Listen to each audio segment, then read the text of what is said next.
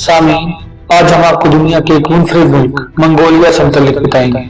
Mongolia Asia میں واقع ایک ملک ہے جو چین اور روس کے درمیان ایک زمین بند علاقہ ہے۔ اس کے شمال کی جانب روس اور جنوب کی جانب چین واقع ہے۔ اس کا دار الحکومت اولان باتور ہے جو منگولیا کا سب سے بڑا شہر بھی ہے۔ منگولیا کی کل آبادی 2,07,13,000 نفوس پر مشتمل ہے۔ منگولیا کی کرنسی کا نام منگولین ٹوگ ہے۔ منگولیا کا کل رقبہ 1.566 ملین مربع کلومیٹر ہے۔ اس ملک کی 38% آبادی اولان باتور میں رہائش پذیر ہے۔ منگولیا کا سیاسی نظام جمہوری پارلیمانی نظام ہے اور یہاں کے زیادہ تر لوگ بدھ مت کے پیروکار ہیں۔ اس کے علاوہ منگولیا میں مسلمان، عیسائی اور دیگر مذاہب کے لوگ بھی آباد ہیں، جبکہ بہت سے لوگ ایسے بھی ہیں جو بے مذہب ہیں۔ یہاں کے بہت سے لوگ خانہ بدوش تھے، مگر وقت اور حالات کے ساتھ ساتھ ان میں تبدیلیاں رونما ہو رہی ہیں۔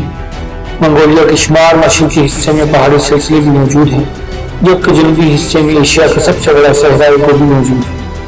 رقبے کے لحاظ سے منگولیا دنیا کا 18واں بڑا ملک ہے۔ یہاں جرائم کی شرح اور رات کی زندگی بہت کم نظر آتی ہے۔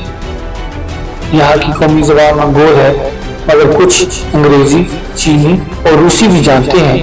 منگولیا پر بہت سے نامور بادشاہوں نے حکومت کی۔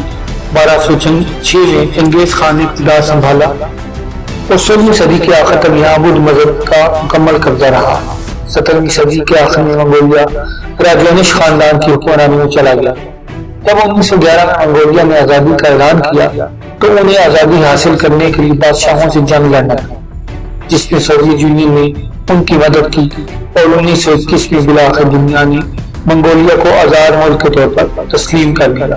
1939 میں یہاں ریڈ کراس سوسائٹی کا ادارہ قائم کیا گیا، جس کا ہیڈ کوارٹر اولان باتور میں واقع ہے۔ سوویت یونین کے خاتمے پر روس کی منگولیا میں دلچسپی تقریباً ختم ہو گئی، حالانکہ اس سے پہلے وہ منگولیا کے ساتھ بہت سے تجارتی معاہدے کرنا چاہتا تھا۔ اب چین، کوریا اور منگولیا کے درمیان تجارتی معاہدوں پر دستخط ہو چکے ہیں۔ منگولیا کی آب و ہوا نہایت سرد اور معتدل گرمی کی حامل ہے۔ کچھ عرصہ قبل شدید سردی کی وجہ سے بہت سے جانور اور انسان موت کے منہ میں چلے گئے۔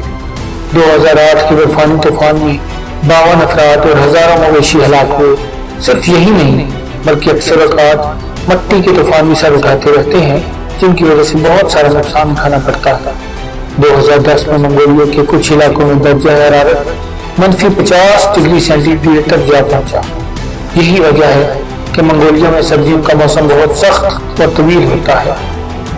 ہر سال سردیوں میں بہت سے جانی و مالی نقصان اٹھانا پڑتا ہے۔ منگولیا میں بہت سے دریا، ندیاں، اونچے پہاڑ، سرسبز ڈھلوانے اور میدانی علاقے بھی موجود ہیں۔ اس کے جنوب میں صحرائی کو بھی واقع ہے، جہاں بہت واضح حالات میں ڈائنوسار کی باقیات ملتی رہتی ہیں۔ منگولیا سطح سمندر سے 500 فٹ کی بلندی پر واقع ہے اور مقامی لوگ اسے نیلے آسمان کی سرزمین بھی کہتے ہیں، کیونکہ یہاں 250 دن سے بھی زیادہ دھوپ رہتی ہے۔ یہاں کے لوگوں کا ذریعہ معاش زراعت اور غلہ بانی ہے۔ دیہاتوں کے چاقو چوبند لوگ صبح سویرے اٹھ کر اپنے جانوروں کا دودھ نکالتے ہیں اور یہاں کے لوگوں کی زیادہ تر خوراک دودھ کی اشیاء سے بنی ہوئی خوراک پر مشتمل ہے۔ یہ لوگ نہایت مہمان نواز اور ان کی رہائش خیموں میں ہوتی ہے، جنہیں ان کی مقامی زبان میں گیر بھی کہا جاتا ہے۔ سب سے خاص بات یہ ہے کہ منگول اپنے دروازوں کو بھی کھلا چھوڑ دیتے ہیں تاکہ اگر ان کی غیر موجودگی میں کوئی مسافر اندر آ کر آرام کرنا چاہے یا کھانا کھانا چاہے تو کھا سکتا ہے۔ امید ہے کہ آج کا سفر نامہ آپ کو پسند آیا۔